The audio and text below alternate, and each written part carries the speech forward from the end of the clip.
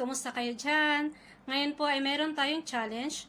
Ang challenge po natin ngayon ay kakain tayo ng Gerger.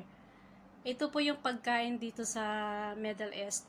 Ang sabi nila, napaka masustansya daw ito. Pero 6 na taon ako dito sa Kuwait, minsan hindi po ako nakakain kasi naku po, sa amoy pa lang ayoko po siyang tikman. Pero itatry ko po, challenge po natin. So challenge ko po yung sarili ko para sa inyo. Let's watch this. Okay, ngayon po ay mag-set ako ng time ng 1 minute in 10 pieces na Gerger. Okay, let's start.